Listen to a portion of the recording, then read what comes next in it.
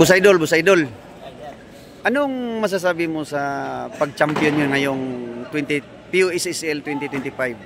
Ay, unang-una po, Boss Idol, nagpapasalamat po kami sa taas dahil siya talaga yung dahilan bakit kami nag-champion ngayon. At pangalawa, yung coaches namin na nandyan palagi, nagsusuporta sa amin, nag-guide sa amin sa laro. At sa aming pamilya nagsusuporta sa amin. Boss Idol. Maraming salamat, Boss Idol. Idol, ang masasabi ko lang is, unang-una, nagpapasalamat ako kay Lord dahil binigay niya sa atin itong championship game na ito na nanalo tayo since 2022. Ito yung epic comeback natin. At ngayon, nagpapasalamat din ako sa family ko, especially to my wife na nagpasis lang para manood sa laro natin. And thankful ako sa kanya dahil sinusuportahan niya ako always sa game na ito. Also, nagpapasalamat ako sa unit ko at salamat sa inyo.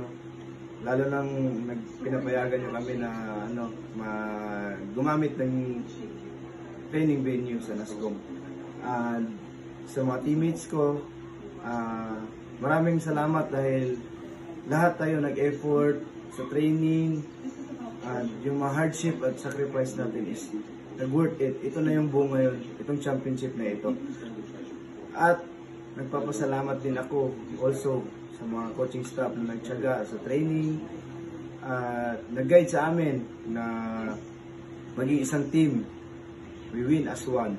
Maraming salamat sa support sa Philippine Navy Sepak Takraw team. And to all the supporters of the Philippine Navy Sepak Takraw, maraming salamat. Thank you.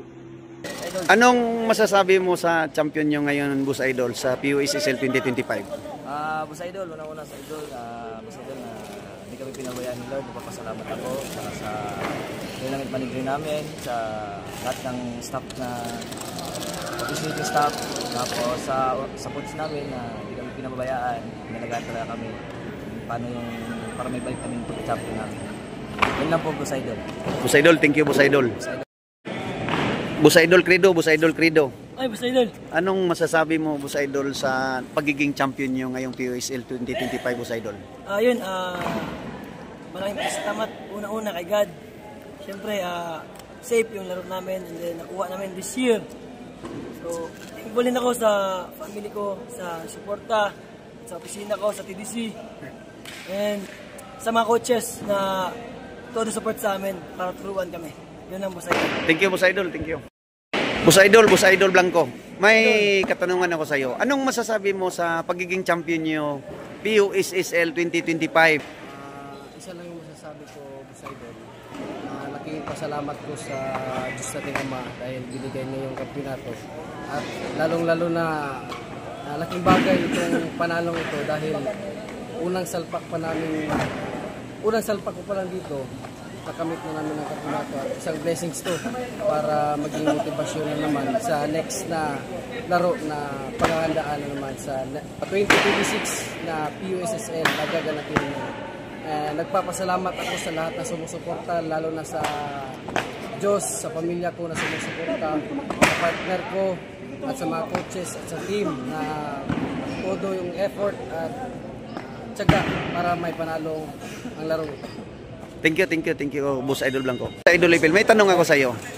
Anong masasabi mo sa pagiging champion nyo sa PUSSL 2025? Masasabi ko, una sa lahat, nagpapasalamat ako sa Panginoon sa binigay niyang napakalaking blessing, hindi lang para sa akin, kundi sa buong Navy. Salamat rin sa bumubuo ng Team Navy, especially sa lahat ng coaches. At maging sa aming mga OICs. Papasalamat din ako sa aking pamilya, maging sa aking may bahay. Ano pa rin, kay Boss Idol rin sa pag sa akin, pag-porsige at pag-puso niya sa akin na maglaro ako. At ito na nga ang nangyari. Nakuha natin at naibalik ang champion dito sa Alay. Maraming salamat. Boss Idol Sim, may tanong ako sa iyo. Anong masasabi mo sa champion nyo ngayon sa PUSSL 2025? nagpapasalamat ako sa mga sa mga taong sumusuporta namin, lalo unang-una kay God. Pangalawa yung sa family ko at lalong-lalo na sa mga coaches na tumulong sa amin na magpalakas pa at magpa-encourage sa training. At nagbigay ng lakas ng loob sa amin para mag-champion yan. Yeah! Idol, anong masasabi mo sa pagiging champion nyo sa PUSSL 2025? Sa masabi ko lang ang tropa sa nasunod yung mga plano natin. Pangalawa, yung sa training pa lang, ginawa natin yung mga strategic, paano natin i-develop yung mga skill nila. Although may skill sila pero mayroon pa tayong mga advice kanila na mas maganda sa kanila. And then, nagpursige tayo, nagtiyaga tayo, nag-training sa kanila. Yung pag-training natin, sabi natin sa kanila, isa puso nyo yan para ma-adapt yan sa real game. Then sa real game, doon na nakamit na natin na ang actual game, ginawa nila, yun na 100% kaya nanalo tayo. Yun lang. Idol, may tanong ako po sa Idol. Anong masasabi mo sa PUSSL 2025 Champion Boys Idol? Ang masasabi ko, number 1, nagpapasalamat ako sa Almighty God at saka lalo na sa pamilya, nagsusuporta sa akin.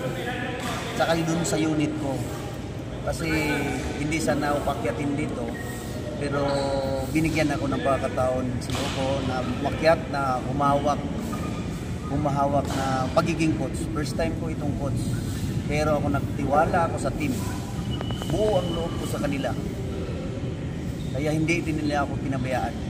Kasi galing ako sa player, nagiging coach ako. Alam ko kung anong ninanakit nila, alam ko kung paano magpalakas. Yun lang yung masasabi ko, Boss Idol. Whoop! Whoop!